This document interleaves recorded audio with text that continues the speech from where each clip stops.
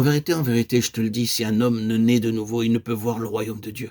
En vérité, je te le dis, si un homme ne naît d'eau et d'esprit, il ne peut entrer dans le royaume de Dieu. Jean 3, 3 et 5. Nous sommes ici en présence d'une grande question. Qu'est-ce qui naît de nouveau? Nicodème s'achoppe à la question physique, mais il entend bientôt ces mots. Ce qui est né de la chair est chair, et ce qui est né de l'esprit est esprit. Jean 3, 6. Il est donc évident que ce n'est pas le corps qui naît de nouveau, et ce n'est pas non plus l'âme.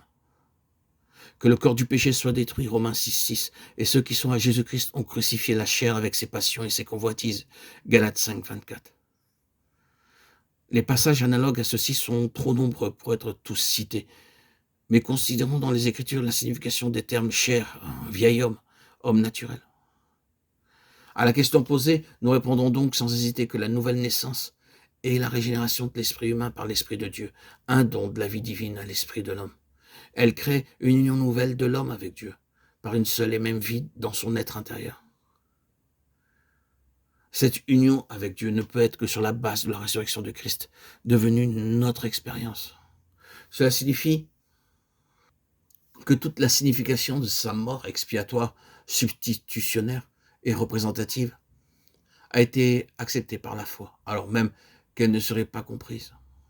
Ce sera désormais une marche par l'esprit, Galates 5, 16, en nouveauté d'esprit, Romains 7, 6. L'âme pourra encore être sujette à ses craintes, ses doutes, ses questions, ses sentiments, et prouver qu'elle n'est pas une âme nouvelle. Mais il existe quelque chose de plus profond que tout cela, et Dieu est plus grand que nos âmes. Ce qui est la chose la plus vraie dans l'enfant de Dieu, né de nouveau, est souvent plus profond que sa conscience, et bien que l'âme et même le corps puissent trouver un soulagement et jouir d'une bénédiction. Dieu cherchera à nous sevrer, comme des petits enfants, de toute sensation du fait et de lui-même. Ceux qui doivent avoir et demandent dans leur sens une évidence continue de leur vie nouvelle ne grandiront pas spirituellement et ne resteront que de petits enfants. Qu'avons-nous dit et pensé de l'âme? Quelle est donc cette place qui a été donnée à l'âme? Nous avons remarqué que c'est avec son âme qu'Adam a péché. Le résultat de cela, c'est que désormais les puissances mauvaises s'allièrent avec l'âme.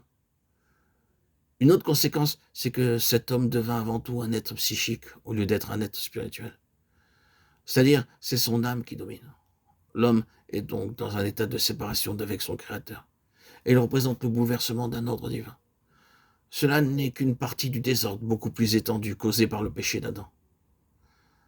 Dans la nouvelle création en Christ, les principes de l'ordre divin véritable sont de nouveau établis.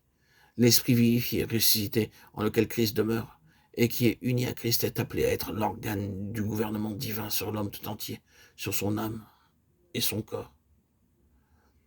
C'est un enfant de Dieu réellement spirituel ou né de nouveau, l'âme et le corps n'auront pas une place de prééminence, mais ils seront des serviteurs et des instruments très féconds qu'ils occuperont la place qui est la leur.